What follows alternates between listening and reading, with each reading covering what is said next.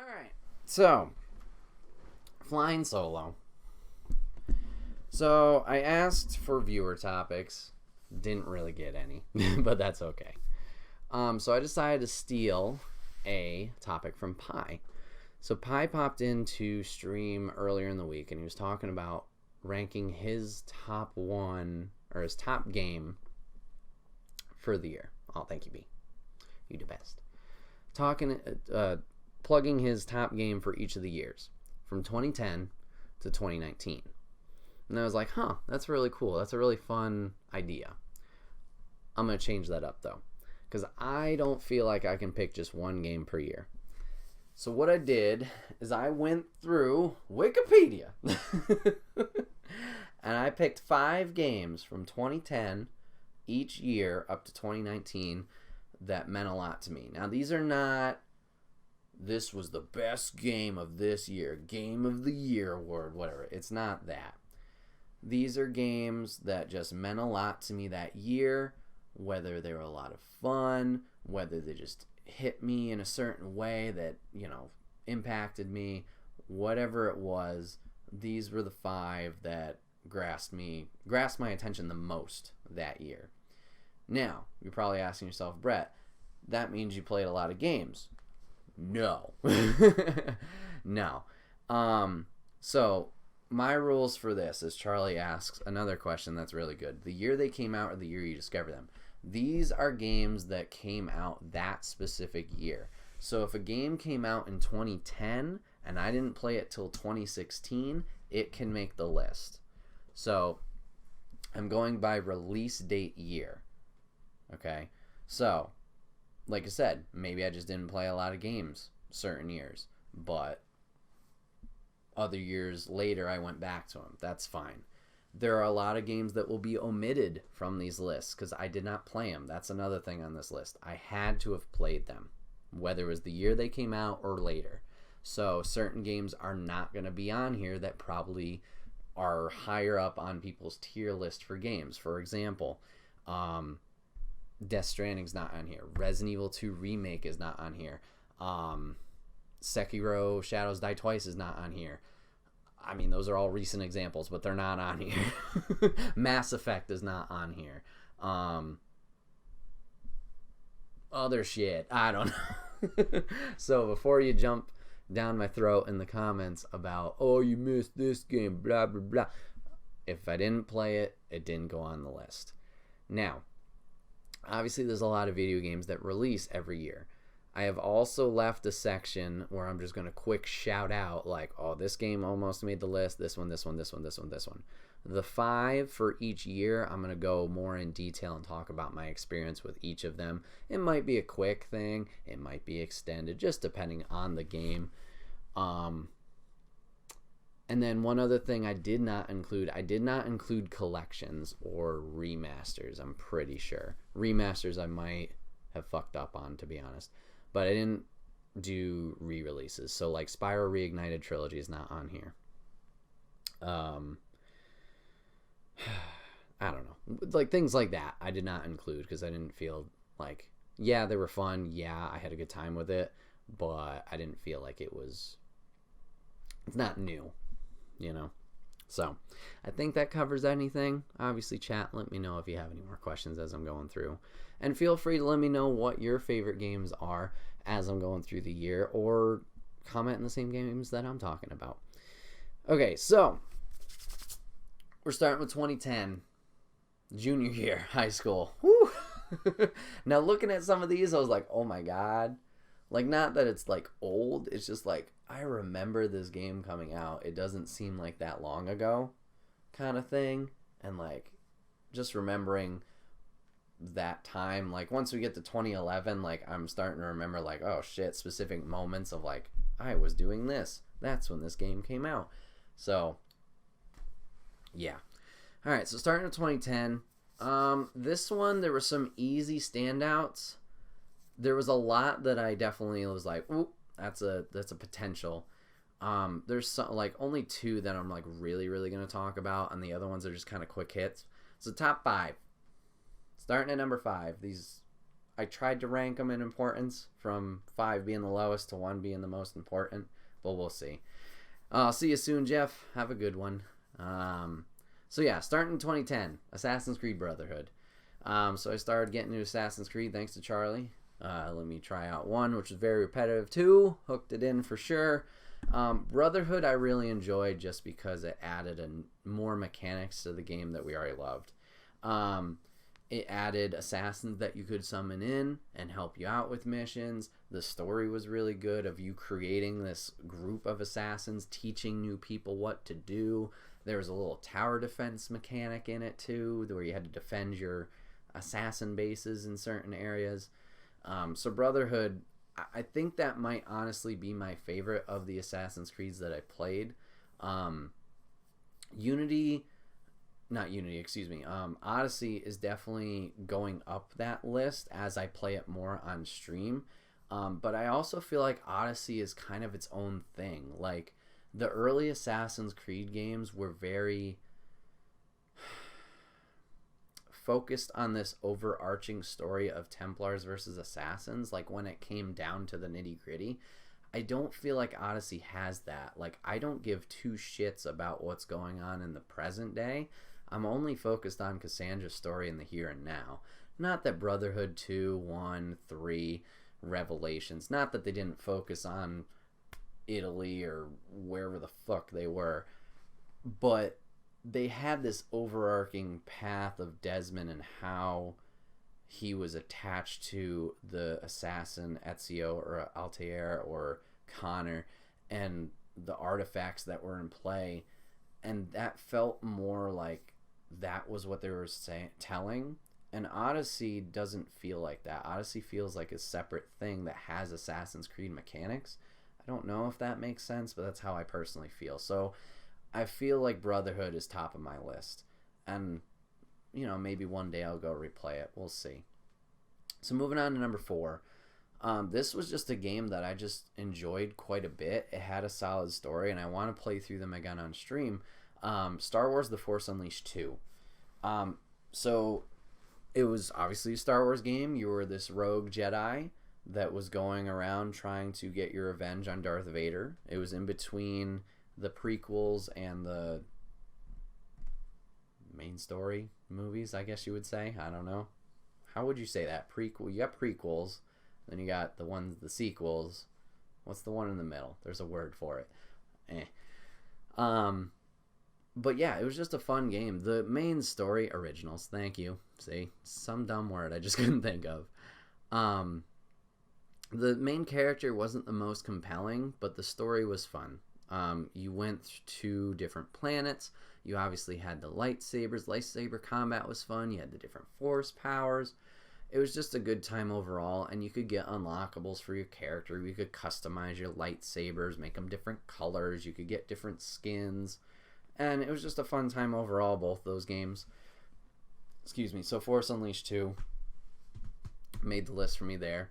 Moving on to number 3, it's a sports game, NBA 2K11. This got me back into basketball games and back into basketball in general. Not that I was that big of a fan before, but I actually started watching basketball after this.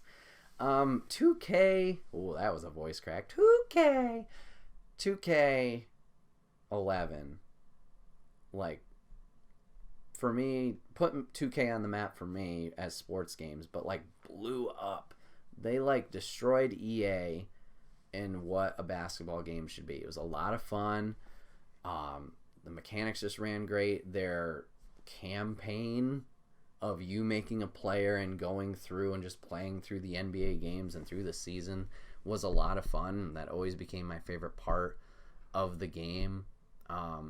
Was just starting off, and I'd obviously do shit, but working your way up, getting better at your stats, get her better shooting, get her better with your teammates, like just taking this team that you got drafted to that probably wasn't the best team and improving yourself and making it this better team. That was always my thing. Obviously I had goals of like, oh, I want to be on that team, but man, that never happened because I was freaking shit. So like taking teams like the Knicks were shit one year, so taking the Knicks and bringing them up higher, taking the Orlando Magic and bringing them up higher, going to the Thunder and then sitting on the bench because Russell Westbrook was point guard and I couldn't do much. Like those kinds of games where you can improve your character over time and just playing that was a lot of fun. They've kind of tapered off now just because they don't have that competition of EA. Like, EA's tried to come back, but they're just, they cannot hit the ball with NBA Live like they could back in the day. No pun intended. But, like, oof, yeah. They're still solid overall, but they're just nothing unique. It's like the same thing over and over each year. And, I mean, you could say that with most sports games. Like, what can you really do new each year and year in and out? Because you only have the year to produce it. But 2K11 was something special for me. Next one. Number 2, Call of Duty Black Ops 1. What a game. What a game. Great campaign. Obviously, a lot of people remember the numbers, Mason. What do they mean? That was a lot of fun. Zombies mode. This was the first Call of Duty I had where you had Zombies mode. I didn't have World at War or whatever it was. So challenging those, running it back and forth, not that I even got terribly far in any of them, was a lot of fun. And it seemed like a lot of people played it too. So you always had different people to run around with and try. Realizing that the main home screen or the main menu, you could get out of the chair to unlock a different zombies map was fun. And yeah, obviously the multiplayer of Call of Duty has always been, a big staple. I mean, Charlie and I played Modern Warfare 2 for days on end whenever I would stay over at his house. Like, man, just a good solid game all around. And then number 1 for 2010 to wrap it up was Red Dead Redemption. This was a game, I don't even know how I got into it. Like, I assume like my parents gifted to me at a holiday or something. I don't remember what piqued my interest there, but that just took me by surprise. Great story, solid game. I think the story was the most impactful thing. Obviously, the ending. Like, I think that was one of the first times I really felt for a character. Full spoilers for all these years, by the way, so heads up there. But when John Marston died, like, when you just get pelted by that Gatling gun at the end while his family runs away, holy shit. Like, that sucked. You played the whole thing with him and then just gone like that. And then you come back as his son and you get revenge on all the motherfuckers that killed you. Man, what a good time. And then there was the stupid online that Charlie and I always had a good time with too, whether it was blowing up bases, seeing a magical zebra run across and then chasing that motherfucker down. Oh, very unexpected, but that was a blast playing that. So yeah, that's 2010. The cannon in that fort, exactly. We just kept battling over that one fort over and over again. And then to wrap up 2010, other releases games that were really good. BioShock 2, God of War 3, Pokemon Soul Silver, the re-release of Silver and Gold, Skate 3, even though it annoys the shit out of me. Monday Night Combat was like an Xbox Live game that was like a just first-person shooter, team-based game. That was fun. Dead Rising 2 was fun, even though the time markers sucked. Fallout New Vegas was fun, even though I only played a little bit. Super Meat Boy, challenging as hell, but very cute, very funny. Halo Reach came out, and King of Fighters 13. King of Fighters 13, I didn't get out into all that much until California at the Round 1 arcades. I was just so intrigued. I'm like, I don't know what this game even is. Like, there was Street Fighter cabinets. I knew I was sucky at those. There was no Marvel vs. Capcom like I was hoping. So I sat down at King of Fighters. I tried it out. And that became a staple. Every time I went to round 1, playing some King of Fighters. Played some people, won some matches, got very far in the arcade ladder. I was just like, this is a good time. That was a good one. So, yeah. Those are some shout outs. So moving on to 2011. Whew. Okay. There was, all these top 5 were important ones to me. Like, these ones had more impact, I feel, than 2010s did in certain ways. So starting off the list at number 5, this one was just dumb, stupid fun. A lot of hours wasted in creative mode, making levels, or not even making levels, just zip zapping around. But Little Big Planet 2. Little Big Planet, what a toolbox of things that you could do. Obviously, you could create the levels. There was basic stuff you could do, but then there was so much intricate stuff you could do too. I feel it's like Minecraft. Like there is you can make the simplest square, or you can animate this other thing and make it do this thing and that thing and the other thing. Story mode was fun. Good times, just unlocking new costumes, unlocking new cosmetics for a little Sackboy character, the little knit dude that you'd run around in. Rocket cats, yeah, you just strap a rocket to this little cheetah thing, hold on tight, and then let your character zip zap around all over. I said zip zap around again. What am I, in the 1950s? Stupid fun. Next one, Saints Row the Third. This was my first Saints Row game, and this is the one they really just kind of took what they copied from GTA and said, you know what, fuck it, we're gonna go balls to the wall crazy on this one. And they just went all comedy. There was dumb explosions, there was hilarious characters. I think Hulk Hogan was a guy. Yeah, Hulk Hogan was like a luchador in the game. Just ridiculous cars, ridiculous weapons.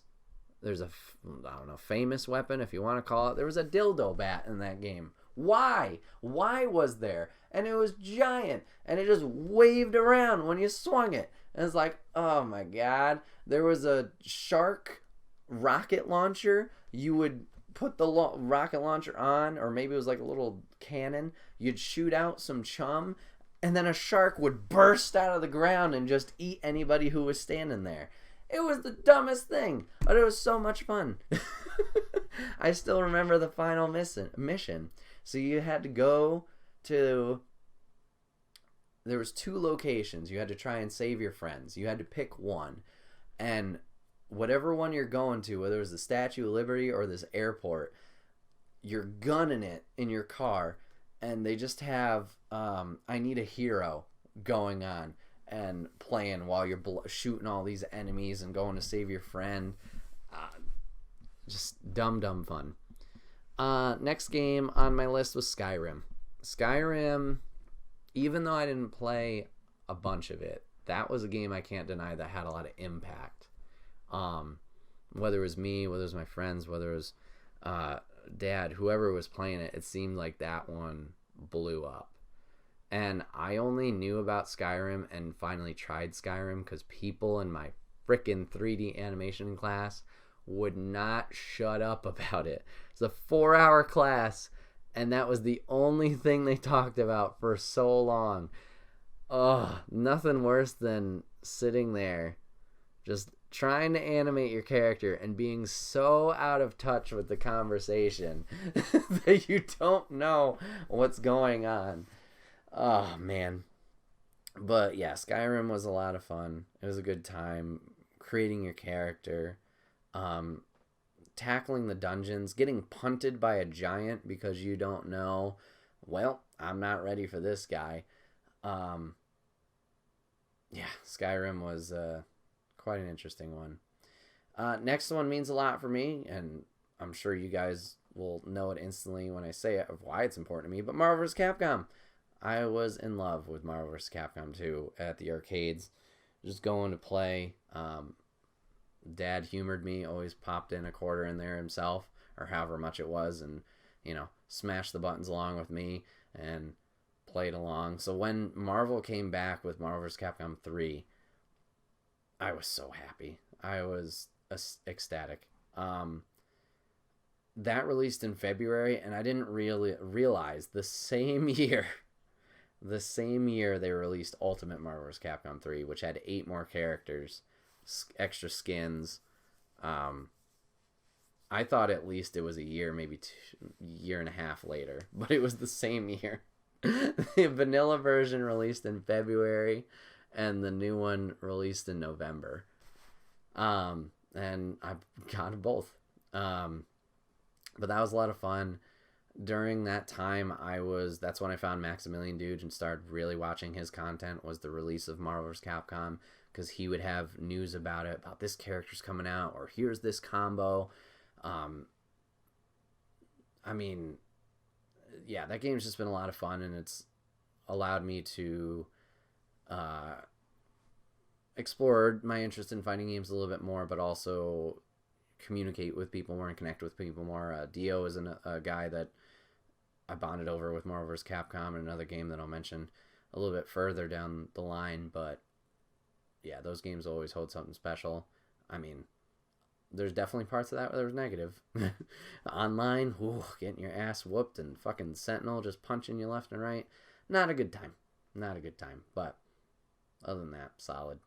And then number 1 for 2011 was Batman Arkham City. We played this on stream. That game I was so excited for. That was another one that I just kept constantly looking up videos before release. What can I get my hands on? What can I watch of this? What intro cutscene? What character or whatever I can find. I would sit there during breaks and just absorb it. And when it finally came out, I think I beat it in 2 days. I played it that much. I was like, oh, shit. God damn, I love that game. Love getting that excited about a game. Yeah, it was great. That game was awesome. That game was great. The story, they kept pulling you different ways of like, oh, who's actually the mastermind here? The twist at the end with Joker being obviously the main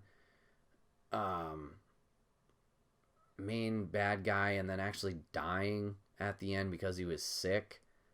Like, that was insane. And that obviously led to big impacts later on in the series. Like, flying around the city was fucking huge too. Like, you were only restricted to the island in Arkham Asylum, which, I mean, that game was like 2008, I think. But, like, that was fun. But then, yeah, flying around the city, you had different characters. You could play as Catwoman, you could play as Robin. Man. Such a good game. Such a good game. Other ones that came out in 2011 that I was going to give quick shout outs to. We got DC Universe Online. WWE All-Stars was like an arcade wrestling game. That was a blast. Mortal Kombat 9, just because that caught me up with the Mortal Kombat series, because it was technically 1, 2, and 3 all in one game, just with the updated graphics. Infamous 2 was a lot of fun. Alice Madness Returns, for obvious reasons. And then Uncharted 3. Uncharted series I was very late to, but I enjoyed the ride of those. I think 4 is personally my favorite, and I think that gets a shout out later on. But those games definitely were a lot of fun. Moving on to 2012. 2012. Well, let's see. Okay, we got some interesting ones for 2012. Some games that were silly, and some games that, like, I put way too much time into. Alright, so starting at number 5. This was just dumb fun, because not a lot of people like it. PlayStation All-Stars Battle Royale. The name that never ended. It was just a PlayStation Smash Bros. That's all it was, except you didn't knock each other off the screen. Man, I love that game so much. It was just a blast playing with all the Sony characters, getting the different costumes. I think that was the first time I'd really been introduced to Parappa the Rapper. Knowing that Spike from Ape Escape was in this game, Sly Cooper, Ratchet and Clank, Kratos from God of War. Oh my god, you had Raiden from Metal Gear. There was Big Daddy from BioShock. There were so many characters just in this game. It was just dumb, stupid fun. Yeah, I love that game, and it's unfortunate that it didn't get as much support and love as other games have gotten. Next one is Assassin's Creed 3. This one, okay, I didn't finish Assassin's Creed 3 to start. The thing I love about Assassin's Creed 3, I just love the goddamn setting. The Revolutionary War was a lot of fun. Being in America, running through the forest, running through buildings, wherever you need to go. Connor was kind of not that interesting. But man, it was a great scenery and setting to run through and experience in the Assassin's Creed universe. So that's why I earned a top 5 for my 2012s. Jumping through bushes, exactly. That's where that started. Assassin's Creed 3. Next one. It's a big one. We spent a lot of hours in this one, and some people still are, but Minecraft. Minecraft came to consoles in 2012. I had only known Minecraft via word. I didn't know anything about it. And man, did that turn into a journey. Whether it was survival mode, trying to figure out everything. What do I need to combine to make this? What in the hell do I need to do to get a fucking torch so I can live through the night? Whatever it is, whether it's survival or it's creative where you can just make whatever, that game is insanity, and it keeps expanding. Yeah, we thought we needed redstone for the longest time to make a torch. No, you don't. Redstone is like 20 steps down the path, boys. Don't even focus on that. Just get a stick, get some coal, you're good. Oh my god, they keep adding to it. People are modding it, obviously, on PC. There's fucking Pokemon in it. Thank you to that modder. Like, that is the game that doesn't stop giving. Next on the list for 2012, Borderlands 2. That was a big one. Borderlands 2, I just love so much because it took the fun of Borderlands 1, of the guns, the shooting, the combat, and they just realized, you know what? We know who we are. This is where we're going to really just let our characters explode with personality. And by God, they did that. Because without that, like, always going back to Borderlands 1, it's like, man, this is tough. This is a run, like, ooh, not a good run. Borderlands 2, I feel like those characters you definitely connect with more, and they mean more, and they got the charisma, they got the fun factor. Like, it doesn't feel like as much of a chore as Borderlands 1 does. And obviously it's led to other games. Pre-sequel was kind of hit or miss. Borderlands 3 I've been loving so far for what I have played. It was a good time. So many guns, the different characters, the different skill trees. Fucking great. And then top one for 2012, which is on my favorite games list probably of all time, is Far Cry 3. Man. Far Cry 3. This is the first Far Cry I played. And it's just absolute insanity. The villain, Voss, has such a powerful draw and appeal in that game. He's the villain for a reason. He was a threat. And the story was interesting, that you're trying to save your friends just from having this vacation where you just were in the wrong place at the wrong time. The encampments where you're trying to be stealthy and take everybody out, or obviously you can go batshit crazy and shoot everybody. That was fun. That's a game I feel like I could keep replaying and replaying. And they had a lot of unique characters too that were interesting. You had the crazy sister, you had your tour guide, you had the crazy doctor who was probably on shrooms 24/7 up on the hill. Yeah, Far Cry, without 3, obviously 4 and 5 would never have picked me up. 3 started all. Like I said, Voss was great and was an amazing villain. So Far Cry 3 takes top spot for 2012. Other releases and shout-outs for 2012. We had Soul Calibur 5. We had Twisted Metal making its return. Dishonored. And then Call of Duty Black Ops 2. 2012. Alright, 2013. Alright, this one I had quite a few games that I was picking from along with 2010.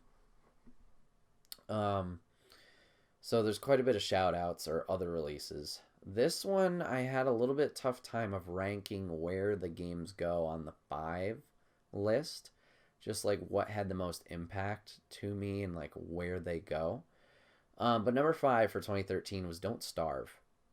Now, Don't Starve is important to me for a couple reasons. One, it was a very fun game. Just a fun game. Can be challenging. And the art style is a blast. Just little cute drawings. Very gloomy world. Like I said, the challenge of what do I need when in order to survive. The seasons can destroy you in a minute if you're not ready. But once you get used to what you need to prep and what you need to do where, you are golden.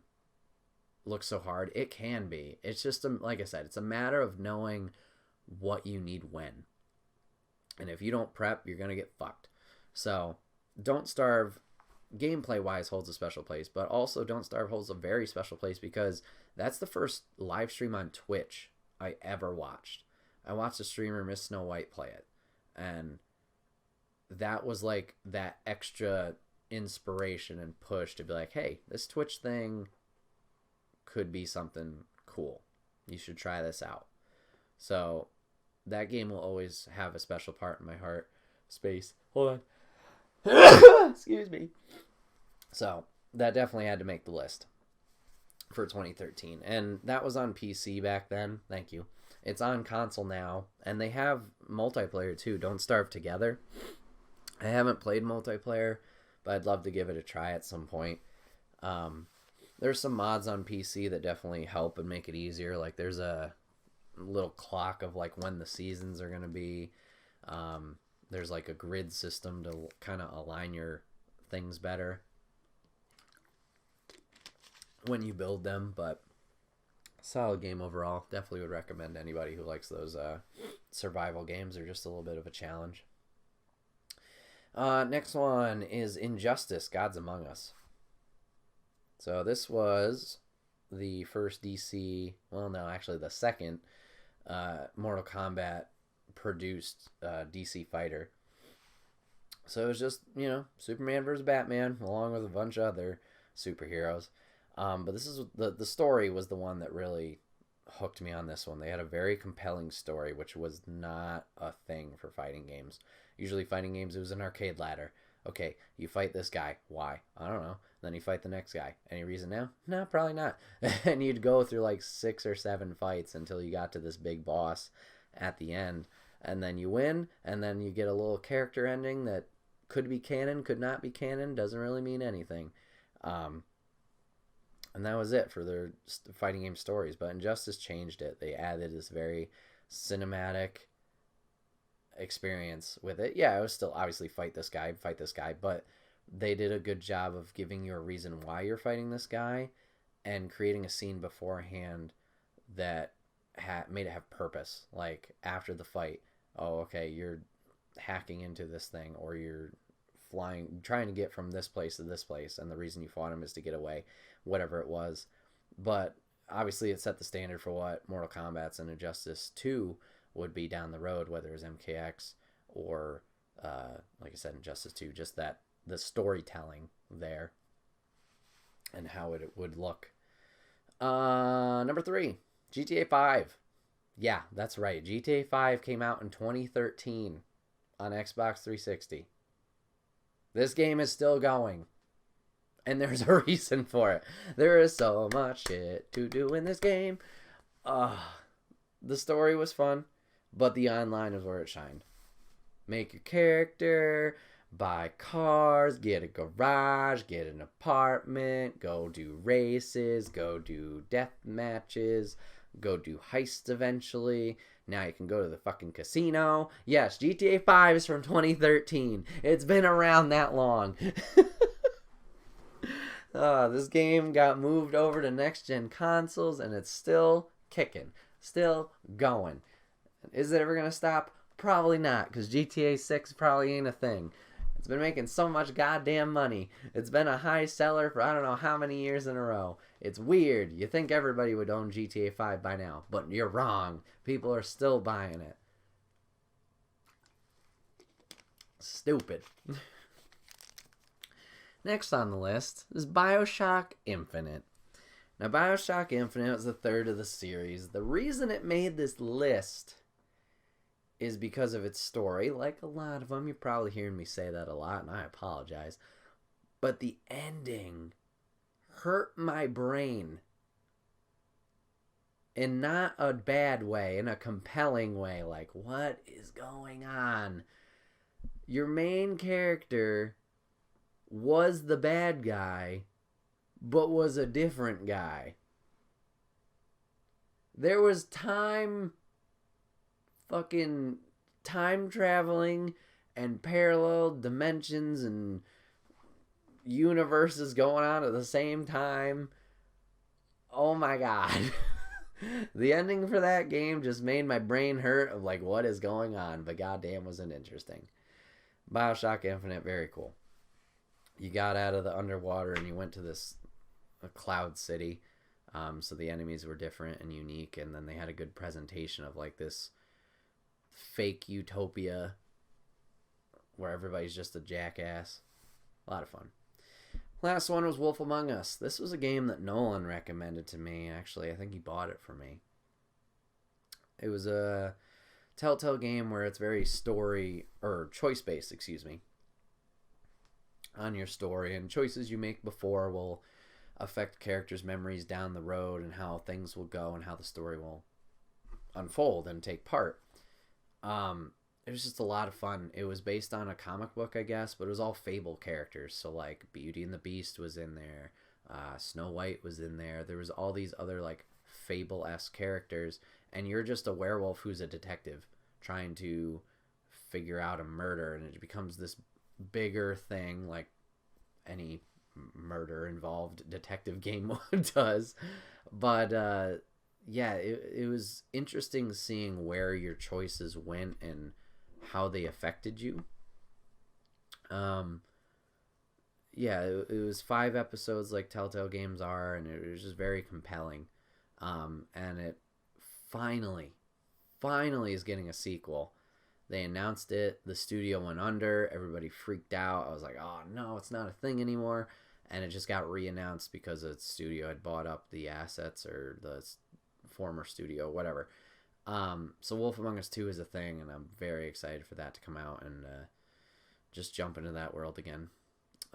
So, like I mentioned, there was a lot of releases this year that stood out to me. So, shout-outs to Sly Cooper Thieves in Time, another Sly Cooper game, the 4th one in the series. Guacamelee I only beat recently, but that was a fun, like, Metroidvania platformer beat-em-up. The Last of Us. I enjoyed Last of Us. I didn't enjoy it as much as people like hyped it up to be, but I think that's the thing. Everybody overhyped it, so when I finally got to play it, I was like, yeah, that was fine. But good overall. The Deadpool game that was like its own standalone thing, that was fun. Very challenging at the end, but that was fun. Saints Row 4 gets on here. Batman Arkham Origins. Lego Marvel Superheroes. Killer Instinct, another fighting game that I absolutely loved. But man, if you did not know what you were doing with every single character, woo, tough. And then the Tomb Raider re-releases. Didn't play that until a couple years later, but that one was really, really good, story-wise and graphic-wise. Then we kind of get a dead year. A dead year, 2014. So this one I didn't have any extra shout-outs. I just had my top 5.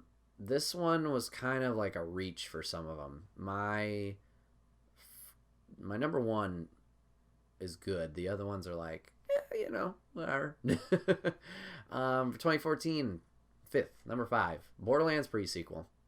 I kind of hinted at this one before. Pre-sequel is kind of iffy. It had some high points. It had some low points.